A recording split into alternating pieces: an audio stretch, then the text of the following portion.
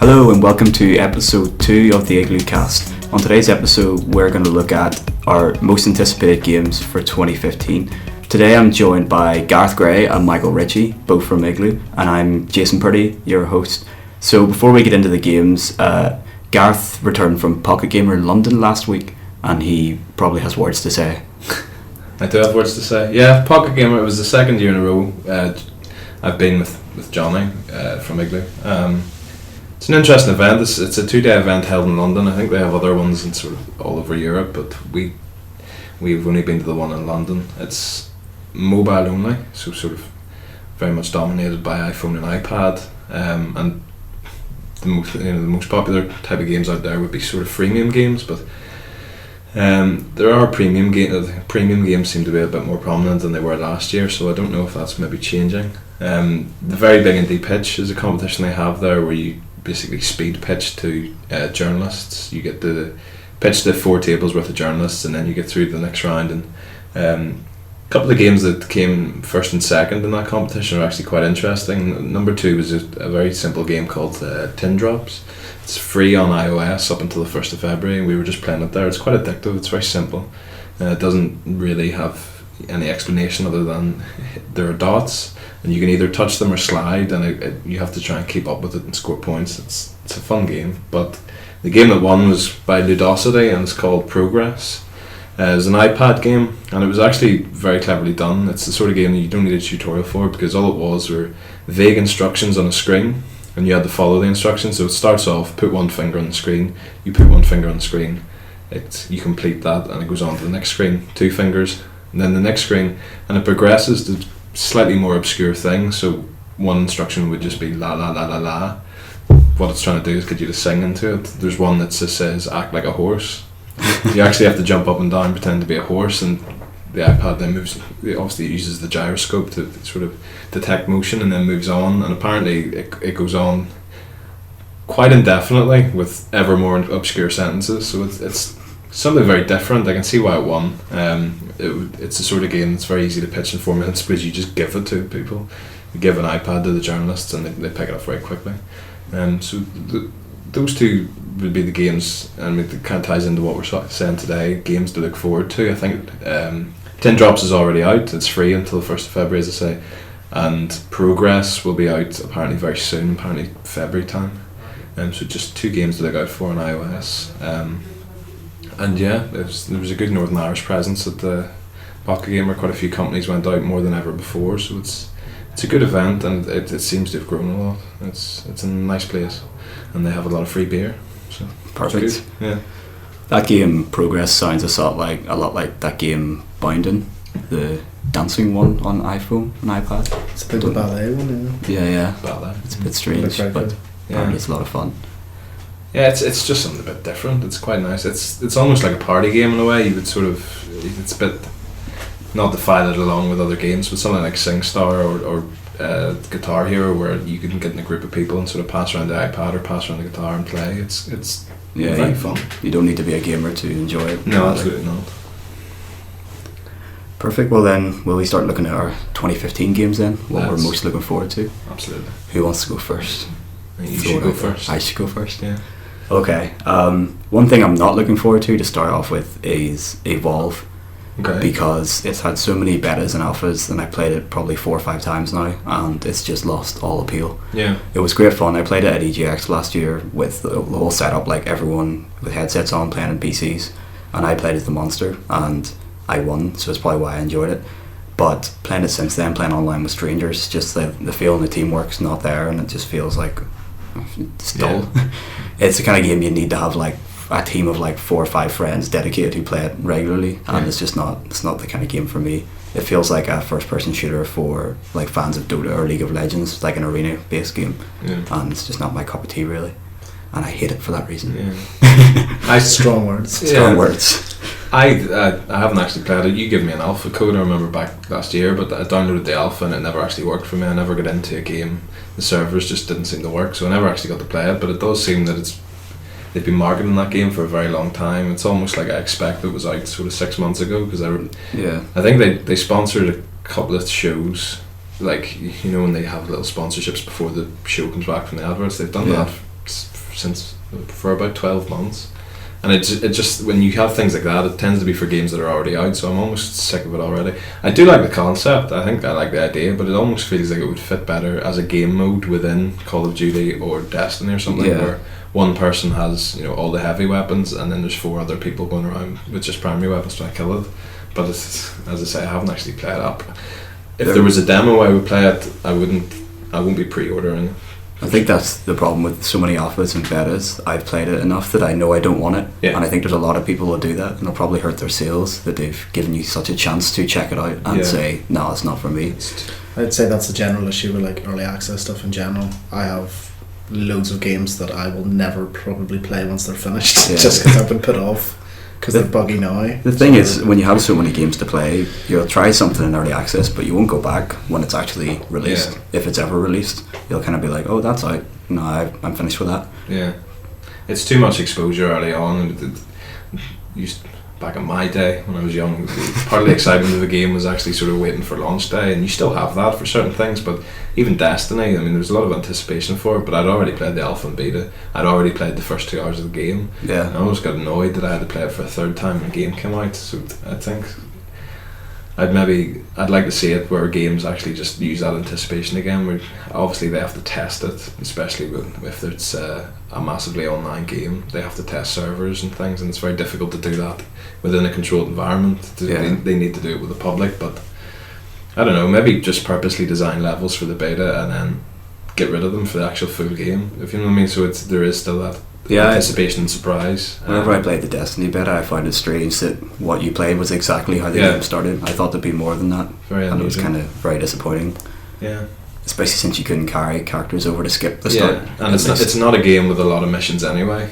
It's just like every week you're playing sort of the same ones again with different, you know, arc burn or whatever, but it's not like they had a ton of content to give away. It's something like Dragon Age, you could do a couple of missions and it wouldn't dent the story when you got into it, but Destiny didn't really have that much left to surprise you with by the time you got it, apart from the raids, but that's something different. Beta was effectively about a fifth of the game. Yeah, it would have been, What's your first game for 2015 then? Your most anticipated? My most anticipated game is probably the most anticipated game ever, and it ties into what I was just saying, is actually No Man's Sky. Haven't had any betas or alphas, haven't had any demos, had a few trailers that don't give a great deal away other than what it looks like, and even the guys, they won't say, I don't even know if there's resource collection and stuff in the game. It just seems to be you'll have a spaceship and the possibilities will be largely endless. I think that's quite exciting. I know it's not everyone's cup of tea to have that sort of... It's also worrisome, I think, a little. It can be quite worrisome. They're a little too tight-lipped sometimes. Yeah. I have the highest of hopes. Yeah. It's kind of like, maybe it's... I have full faith in them, but it may be the case that when they... It was kind of unannounced when they showed the first trailer last year, and then everything sort of blew up around it, and I guess that's because it looked fantastic, and the whole idea of having, you know, a quintillion planets was fantastic, and then they haven't really needed to say anything yet because journalists are hanging on their every word. If they dropped, they had that No Man's Sky event in Las Vegas with a night under No Man's Sky, which we all would wish we'd been to, but we didn't.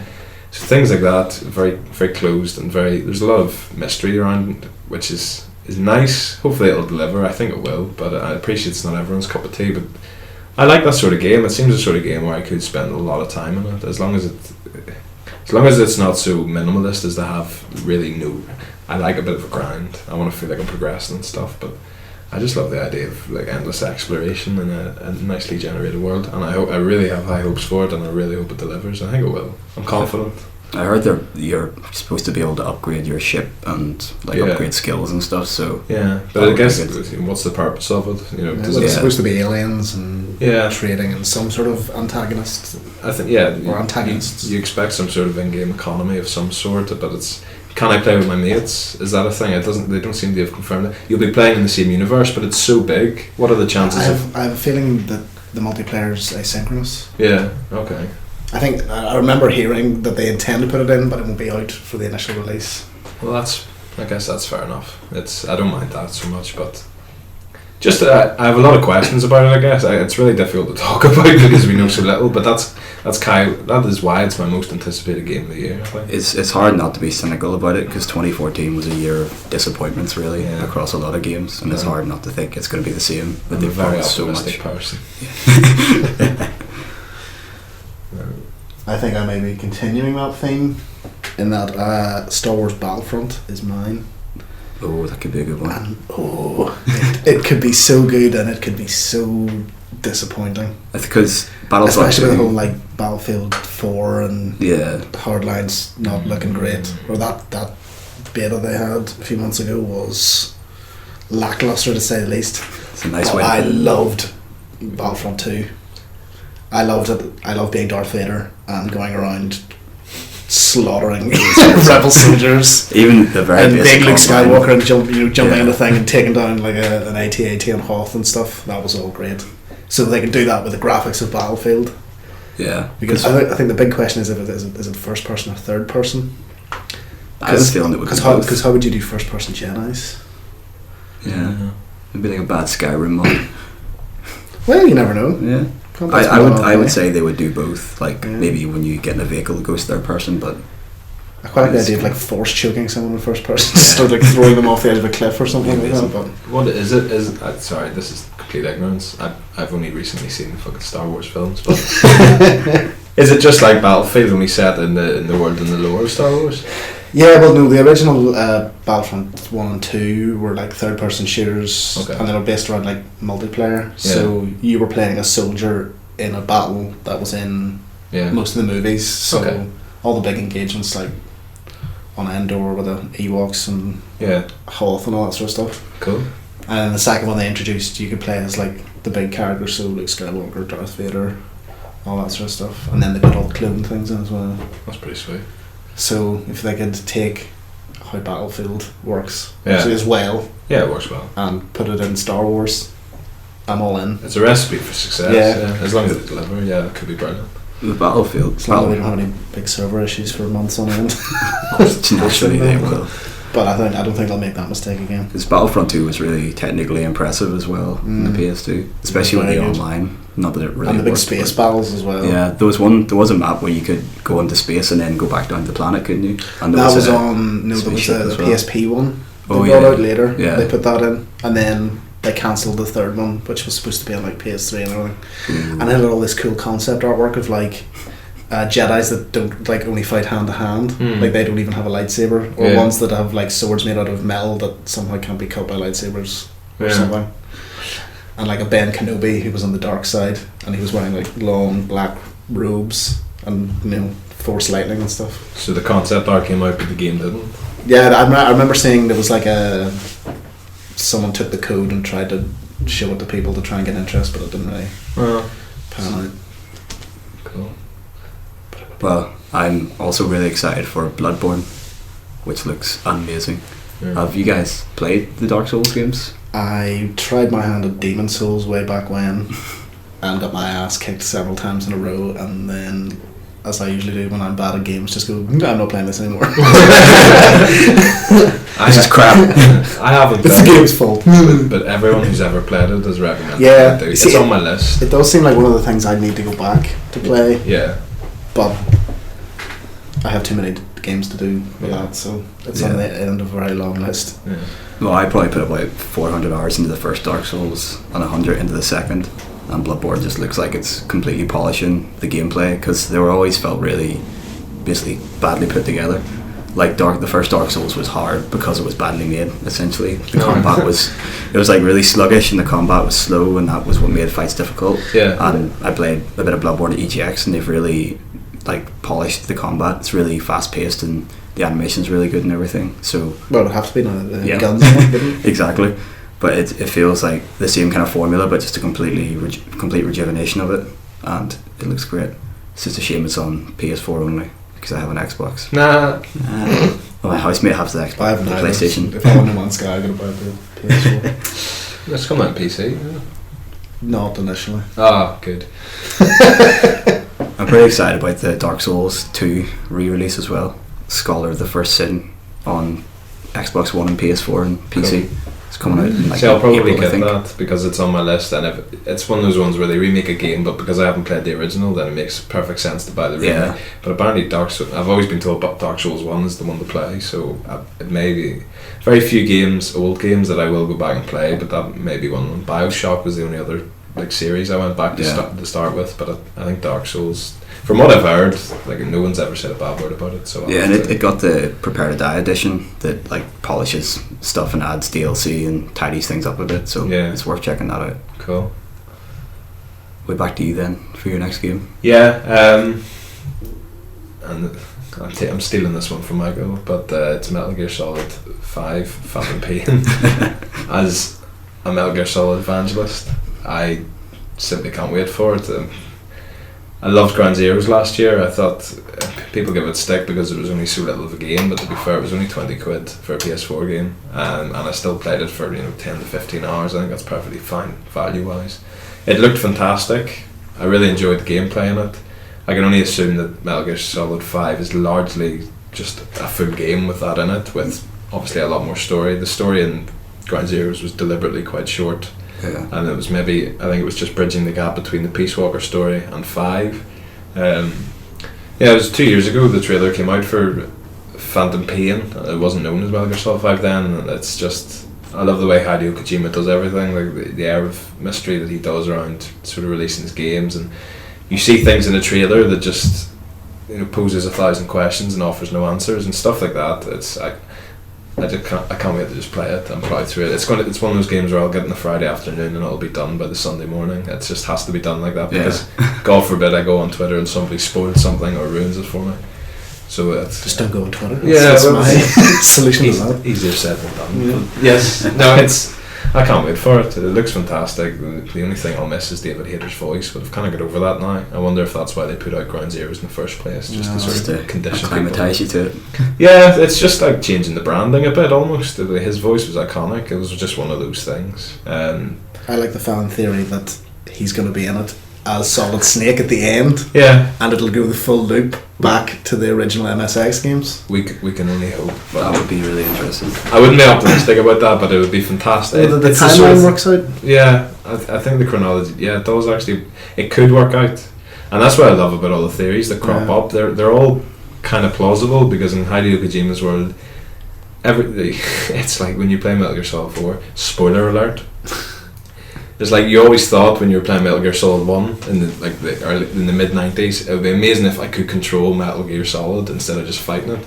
And then in Metal Gear Solid 4, you go back to that place and you get to control the old Metal Gear Solid. So it's like everything in your wildest dreams within that game can come true because Hideo Kojima knows how much people would value that. Yeah. So you get to beat him against the new Metal Gear, and it's like, I actually have a specific save point for that, so if I ever do want to just go in and do that little 5-minute bit, it's fantastic.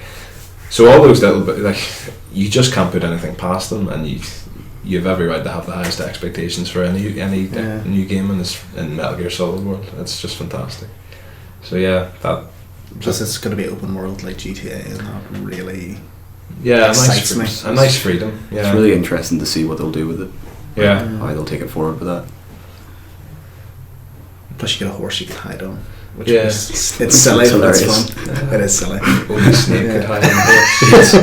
Apparently, the horse farts in the first 5 minutes. It's like that odd, bizarre, sort of slightly Japanese humour. It kind of makes it. It gives it its charm. But yeah, Easter eggs abound. It's going to be fantastic. I'm just going to go around sticking balloons and everything. Yeah, well that's it. It's Alright, me again. Yep. Yeah. This one, I'm not actually sure if it's coming out this year. And Half-Life 3. Well, no, can you Crackdown? I don't know. I think it's currently slated for this year, but it is one of those games where if it does, it'll probably be right at the end. Yeah. And it's very likely it's going to get pushed. You've heard so little about it, I would imagine it would get pushed. I know, but it's just did you ever see the demo they had? It was like trying to show the power of cloud computing with the Xbox or whatever. Yeah. And they had this demo of, it was a rocket launcher being fired at a building, and it was kind of, like in Red Faction Guerrilla, the way all the buildings they try and fall realistically, but it doesn't really work. This did work to an amazing degree. It didn't have any textures or anything on it, and it was purely a tech demo. Yeah. But there's been speculation that is what they're going to be using for Crackdown. That would be amazing. Yes, exactly, because it would be GTA and you could literally destroy every single building. That would be, because I remember reading the original documents for Crack, because my tutor worked on it, and he was talking about the original idea and how you were supposed to be able, it was like almost like Hitman / GTA, where you were trying, like they wanted the destructible buildings and stuff, so the idea that, oh, the gang boss is in the building, do you get in your helicopter and dive in trying to take with small arms, or just load the bottom with C4 and just drop the building and that seems like they're trying to get that now, and it's actually doable now, and that excites me to no end. That would be amazing. The problem with Crackdown always was that you were so strong and could jump so high, but buildings were just but maybe now you could just punch through the building. That would be amazing. Like you just run really fast straight through the front doors, start kicking the shit out of it, or just jump through a building, like whenever you can jump really high instead of like climbing over stuff, to go straight through the middle of it. Because that was what was really good about Red Faction Guerrilla. If you got in those suits, and they had the jetpacks, and I used to like assassinate a guy in the middle of the building, and you just climb up to the top of a mountain, jetpack, and then just drop, and you go straight through every floor and just crush the guy, and then run away, and then pass out the side and then run away. Like I want to be able to do that, but with Crackdown, because I really like the movement and stuff. The second one was it wasn't so great, but it was only made in like 12 months, so that's the keys to the city mode in the first Crackdown was great as well, just for messing stuff up. Plus I really like the agent, like the narrator guy. I can see the smoldering remains of my house from your agent. Very good. So good. I'll take The Witcher 3 for my next one then, which is a bit strange because I've only played about 5 hours of the first Witcher and I haven't played the second one, but the third one just looks amazing. It kind of looks like, because I love Dragon Age Inquisition, but The Witcher looks like it's going to be what Dragon Age wanted to be, and if Dragon Age is that good, then The Witcher's going to be incredible. And I would trust CG Project Red to not mess anything up. Like I think they could do it, and free DLC they take as well. Their time and they do it right, I guess. Yeah, that's what I like, that they delayed it basically to make it better, like they said themselves. So that could be really exciting. Plus it just looks like a great open world with lots going on in it, and they're amazing at story. It is, it's an interesting lore. I haven't completed either. I've played both, the first and the second one, never completed either. Yeah. I've read like the short stories and stuff. The lore in the world is amazing, and it would be great to have a fantastic game in it. It's a shame their other game, the Cyberpunk one, was it got like delayed or pushed or cancelled. I'm kind of okay with that, because if they do it right with The Witcher 3 and it does really well, that means they've learned lessons that they can then apply to that game. And if I'm perfectly honest, I'm way more into like sci-fi and cyberpunk anyway than fantasy. It's because I remember hearing about that. It's probably 2 years ago now, thinking that'll be great. But now it's if it's happening, it's at least another 3 or 4 years away, if not more.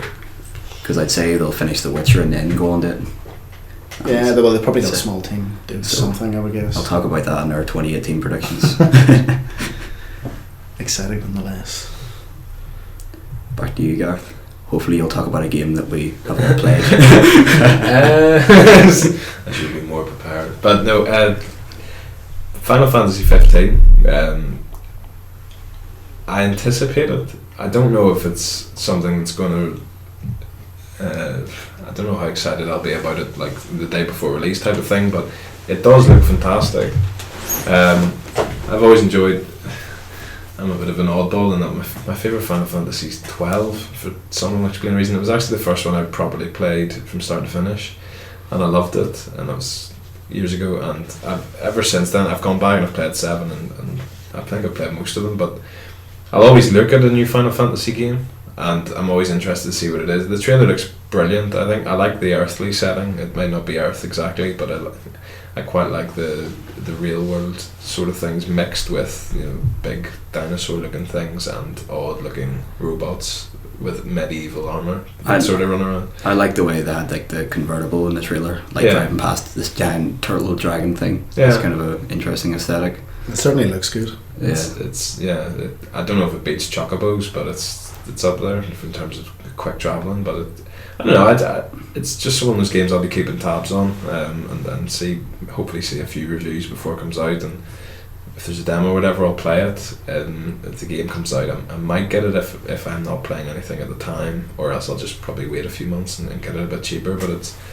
I love the idea of enjoying a Final Fantasy as much as I did 12, and I haven't really done it since. I think I played a demo of 14. I think I bought 13, but just never really got into it.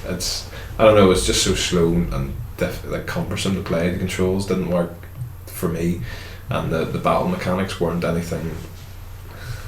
I don't know, they just seemed like a chore, and I don't like that in the game. The thing I liked about 12 was it was quite fast paced. You could just set up gambits so you could run around and your party would dispatch anything that came in your way as you yourself were just kind of travelling and looking for stuff. I quite like that. I like it, and you can kind of do that in Dragon Age as well. They've done that quite well, where you can switch between one or the other. But so what I would hope for is sort of an open, fast-flowing battle mechanic within just a typical Final Fantasy setting, where the lore and stuff is always kind of very similar, and that's something I've enjoyed in the past. So I hope it's good. The trailer was a pleasant surprise. Yes, it was. Yeah. Like, it looks like they're really trying to change the combat and mechanics and everything about it. Yeah. Bring it a step forward, which is great to see. Yeah. Yeah, so it's another long shot. Oh no. But I'm going to say Mad Max. Is it still happening? It is still happening. And the fact it has to be happening, because they've the people in the Avalanche Studios or whatever have had already, like, they've released stuff for Just Cause 3, which you'd assume they wouldn't be doing if Mad Max was going really badly. Yeah. And like, Just Cause is so fun and stupid. Yeah, it is. Like, just, I'm going to hook onto the top of a 747 and fly it into a tank and jump off at the last moment and everything explodes. Yeah. And then I've got two of whatever gun I could ever want. AK-47. Yeah. It's awesome. And like, sort of hook lining people onto explosive barrels and then having them fly up into the air. I loved hook lining a car to the road and then it would just like flip. Yeah, that was always the best way to take them out. Yeah. So I think, like, especially because they always had like really good driving, like, explosions and stuff, and that's basically what Mad Max is. So there'll probably be less flying around with parachute and whatever, that sort of stuff. But I think they could. That is one of the developers that I think in the world who could get it really right. Yeah. Other than maybe, like, I don't know, Rockstar or something. Rockstar would be good at that too. But yeah, and plus that movie looks so good, like so good. It does. 2-hour car chase. That's all you need. Like, that's all they need to say. Yeah. So yeah, and I just like the idea of everyone like screaming at you in an Australian accent. Yeah, I love that. Yeah. It'll be good. I'm hopeful for it that it happens and that it's good.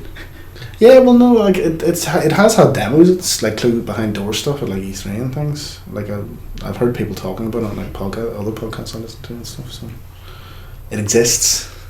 Hopefully, it will come out and it will be good. I live in eternal hope. If not, we can talk about it next year for next year's predictions. I'm gonna just like be lazy and say Halo 5 purely because I played the beta. Yeah. I played the beta last. Because it's Halo 5. Yeah. Move on. Yeah. No, because I wasn't interested until I played the beta, and they're genuinely trying to change the mechanics, make it more fast paced, and it's really polished, really smooth, and lots of fun, which was something Halo 4 wasn't. So there's not a lot of backlash on that though. Like I heard a lot of people being like, "Oh, it's like Call of Duty now." Yeah, a lot of kind of hardcore Halo people. But the big problem was people hated that you could aim down sights. But then 343 came out and said that aiming down sights doesn't make a difference. Like, you have the same accuracy. Yeah, like if you hip fire or aim down sights, it's exactly the same. So it's almost like a concession for Call of Duty players. And there's also that classic Halo gameplay. So it's like a really nice balance, and they're doing like the class thing, but they've cut it back. It's just really simple. They're really focusing on making the gunplay fun and not worrying about billions of unlocks or stupid stuff like that. So it's just interesting how much I enjoyed it, considering that I thought Halo 4 was rubbish. So I'm just curious about how it does and where the story goes, but it's just an easy one. Yeah, I never really got into Halo, but I've never owned an Xbox. I think I used to live with a guy who had one, and I played it. I think he coaxed me into playing with him because it would be a bit easier as like a co-op. But yeah, I've never really bought into it that much, so it'll wash over. Yeah, I only really like the first one. Yeah, and then I never owned an Xbox, so yeah, never caught on with me. Moving on. Yeah.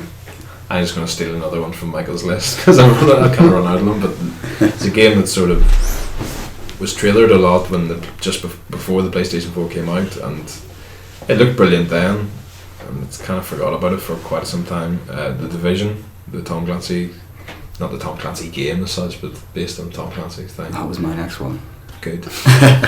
Well, let's all talk about it. It just looked brilliant. I've kind of, Destiny's got me into this whole idea of working as a team to work on objectives. So that looks like the next big game where you'll be able to do that, and it's not the next big game, but one of the next big game that I'd be excited about to be able to do that. And it looked brilliant in the trailer. It's published by Ubisoft, isn't it? Yeah. Which makes me not trust it after Watch Dogs. Yeah. Unity. Because it looks so good, and it's supposed to be an MMO. Yeah. And I don't know. If it works, it'll probably be a game I play for like years. Yeah. Because it's the kind of MMO I've always wanted. Like, I don't like World of Warcraft or any of those. Yeah. Because it's like, an animation plays and numbers come off. Yeah. Rather than like, I actually shot you and you died because I hit you in the head rather than the foot. Yeah. Type thing. But yeah. And it was the car door closing when you moved past it. Yeah. Like just that little touch of, he just closed the door. Yeah. Well, I think what my hopes are for is it's a genuine next gen game. Maybe it'll be one of the first, and the whole idea of a trailer with the console sort of give me that sort of hope. But yeah, it's one of those games you just have to wait and see. I mean, I had high hopes for Watch Dogs. I've never actually played it because the reviews were awful. Yeah. A couple of friends got it and said it was awful, and as they described it, I could see they basically said it was Grand Theft Auto, only a little bit less fun with a couple of gimmicks, and that doesn't appeal in the slightest because I had Grand Theft Auto, which I could just play.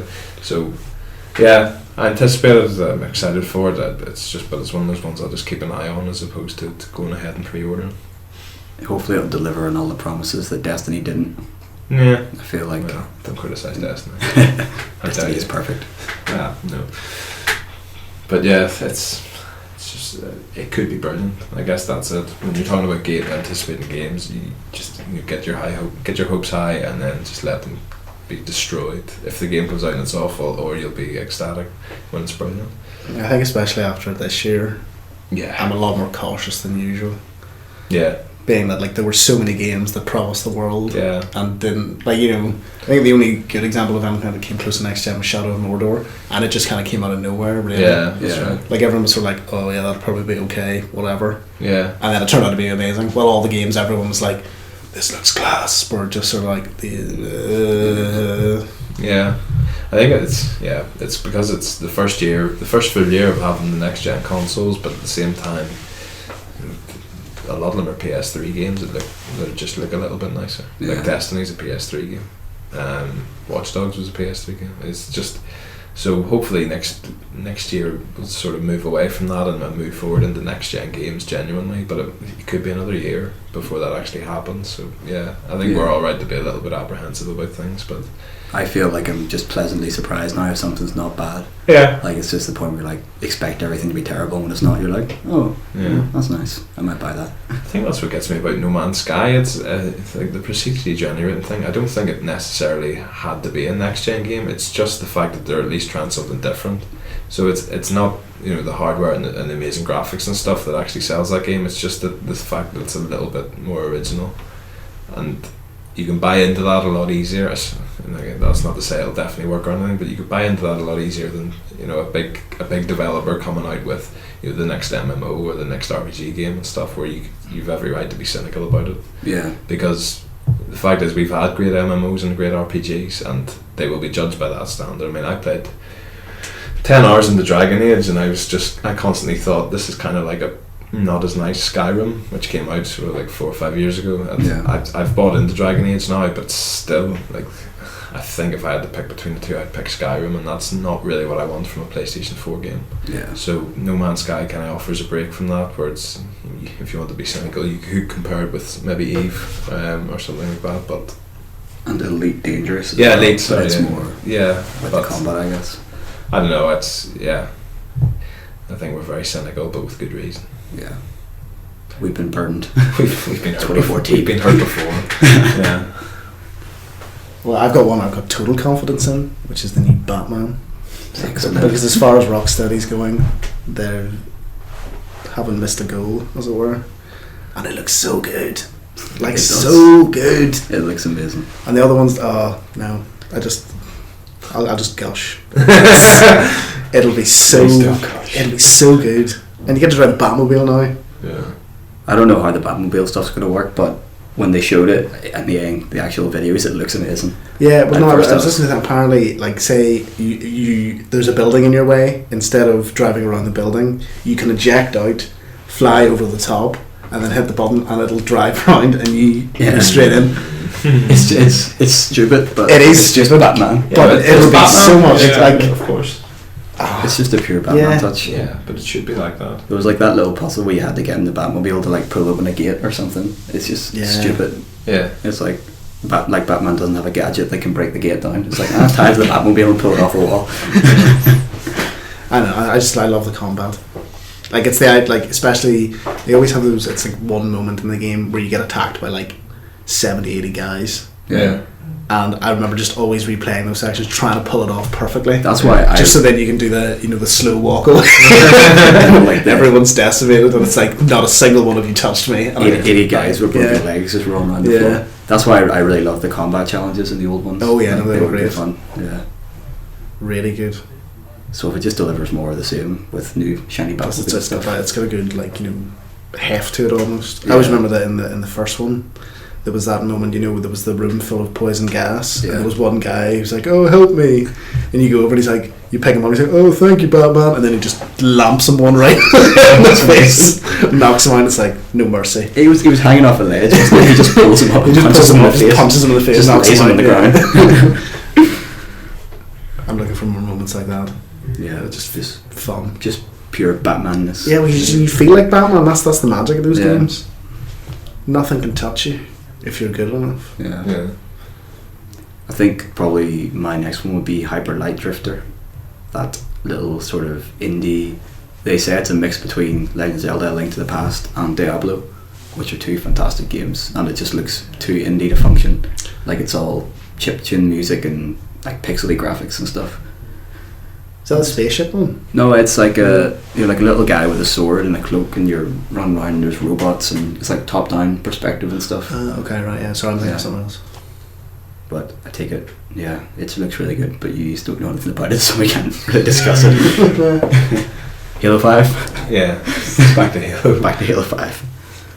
Yeah, so I'm kind of out. I don't really have any more specific titles I'm looking forward to. Yeah. What about predictions for Destiny for this year? What do you want Destiny to change? Everything. No, I honestly, apart from the shooting, there's very little I can criticise about Destiny that is like, I hate to use the term, but unfair in a way, because yes, they have hundreds of millions of pounds of budget and stuff, but there's very little. I still play Destiny on a regular basis, and I still really love it. I'd like the next raid to be a bit longer than the Crota's End one, because I mean, we fly through Crota's End about half an hour now. I remember the first time I did Vault of Glass, it was sort of like 3 hours. And Vault of Glass is still, realistically it's about an hour and 20. Oh well, for the average people it's about an hour to an hour and 20 minutes, and it's Crota's End I felt kind of was like a cheap add-on, and it kind of annoyed me. I don't mind it so much now, but I kind of get over it. But I think I've learned to deal with the faults with Destiny, because there's so much stuff about it I love. Yeah, that I guess problems so. I've balanced them out. There's none of the faults break the game. None of the faults would put you off playing it. I mean, you can complain about the grind all you want, but if you don't like grinding, you shouldn't have bought the bloody game in the first place. Yeah. It's that type of game. And it's not like a painful grind. You kind of do missions, and then you will get the rewards. The loot drops that people think are unfair and stuff, fair enough. But yeah, I think House of Wolves drops in March, I think. And I just hope the raids a lot more, and maybe a few new missions. I don't have any high hopes for the story anymore. I'm kind of over that as well. I think you make your own story. I think the big expansion, the Comet one, is it, or something it's called? Yeah, that's rumoured. It's supposed to add, or will hopefully add, more story, but I can imagine it's just going to be 2 or 3 years of more missions and more loot until Destiny 2. Yeah, I worry if it's too late to add story, because what are you building on? There's no foundation. There's bad things, and you're not one of the bad things, and you're fighting the bad things. That's the story. I mean, you do make your own story. There's a guy in our sort of raiding group who we always take the mick out of because he's always wanted a specific gun, and he's done the Vault of Glass raid 50 times and it's never dropped for him, which defies mathematics. He should have had it like 3 times over, but that's the funny. That's kind of the Destiny story. There's certain we take the mick out of him because of it, and that's just what it's become, and I've accepted now. The idea of building any sort of lore is, I think it's too difficult. I mean, they have the Grimoire cards, but I don't really read them. I'd love to read them, but at no point will I have the time, because I've looked at them. They're quite elaborate, and there's a lot of work's gone into it, and I think maybe that's the greatest shame. They obviously spent a lot of time and money and effort in developing the story. They just never put it in the game. Yeah. And there's rumours about what happened and things, but I don't know. I think it's too late. If they're bringing out the Comet update is September, later in the year, I think, or around then, and it's too late to start adding story now. And Crota's End is completely bereft of story, so that I don't expect a great deal from House of Wolves in that regard either. But I don't play the game for the story. I'll play Dragon Age for the story. Yeah, it's just I play Destiny because it's still great fun, and I like the social element, and I like going around with 5 other people and shouting at each other and things. It's quite fun. It's the first big game. It's the first console game I've really done that outside of maybe playing COD with maybe 1 or 2 mates. But yeah, I just enjoy it. It's a nice social game. But yeah, as you say, I've kind of grown to accept the faults and the shortcomings, and they haven't ruined it for me. So I'll get over it. Yeah. Yeah. So we reckon we've kind of all gone through the big ones we're looking forward to. Yeah, I've got a long list, but most of them. Let's give some shout outs to the new Legend of Zelda, which looks pretty good, hopefully. But we don't know anything else about it. Yeah. It's supposed to be open world, but I don't know what Nintendo's idea of an open world is. Yeah. And Dying Light looks like it might not be terrible. Yeah. Rise the Tomb. It has potential, but I think after like Dead Island and all that sort of stuff, I think I'm sort of over zombies. That is a genre. Yeah. If it is Dead Island mixed with Mirror's Edge and it's good, I will love it. But I'm not expecting it to be good. Yeah.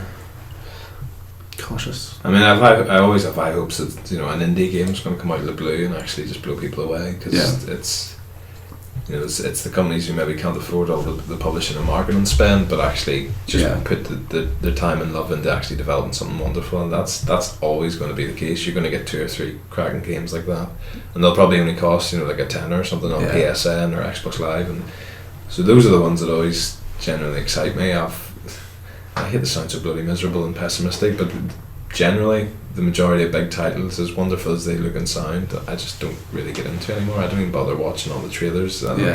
It's kind of like it takes someone to actually stand and tell me to go and play the game, a friend or someone to recommend it to get interested, whereas the indie games, I love going on PSN, just finding something new, and if it's around a $5, I'm quite happy to have a go on it. Take a chance on it. Yeah, I suppose for this year there's a few sort of, well, they're hardly indie anymore, but everybody's gone to Rapture and The Witness. Yeah. The Witness looks so good. It does. Yeah. And that new one from the guys that did Limbo as well, Inside. Yeah. They all look great. And if they're half as good as their previous efforts, they'll be amazing. Absolutely. Hotline Miami 2. Hotline Miami 2, yes. I'm still have to play the first one. Oh, you have to play it. Yeah. It's amazing.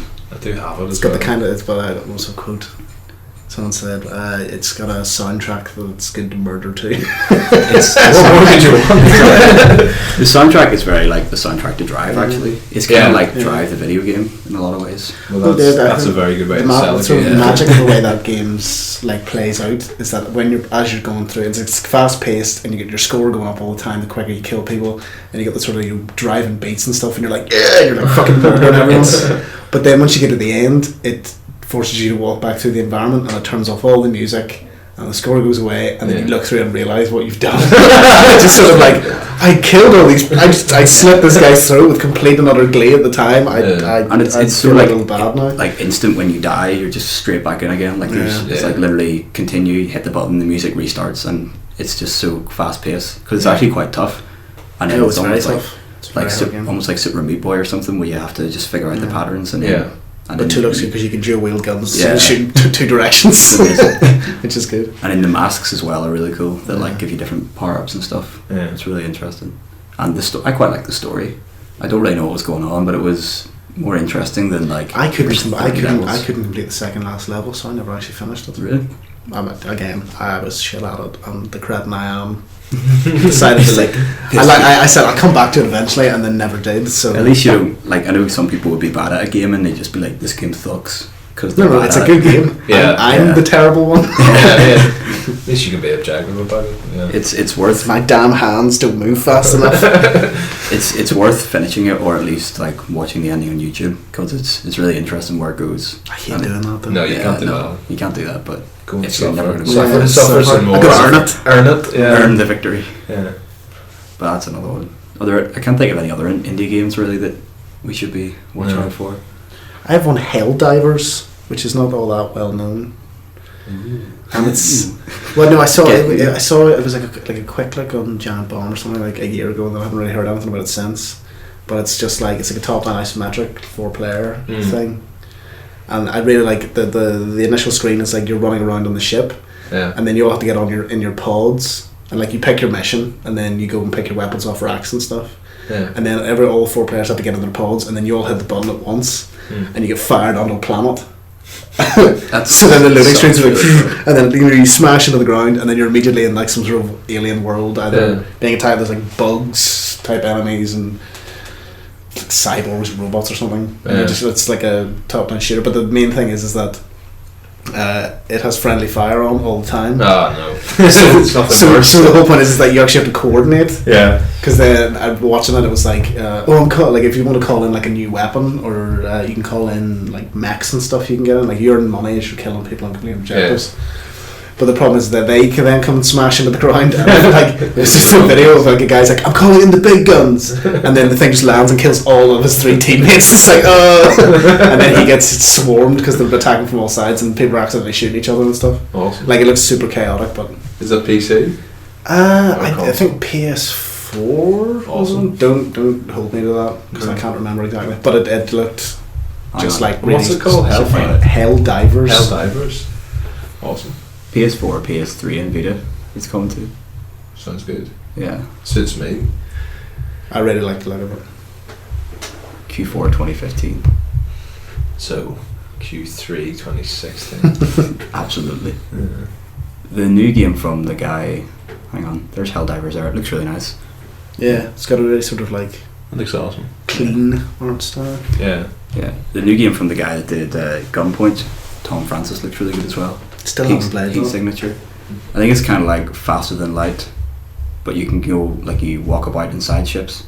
Like I think you're flying about in a spaceship, but you can go inside other ships and hijack them and like rewire the electronics and stuff. Awesome. To take them over and kind of like that would be a kind of open universe you can explore. See if I can hang on. Sounds like that Quadrilateral Cowboy, you know? Yeah. It's Heat Signature, a game where you can go inside the spaceships. Oh, this one. It's kind of like you're looking through a thermal camera or something. Yeah, it's really like minimalistic. Like it doesn't actually have characters or anything. It's like everyone are like dots. Yeah. Like a thermal scan or something. But then you like zoom in on the ships and stuff, and I think there's like massive universe to fly about and stuff.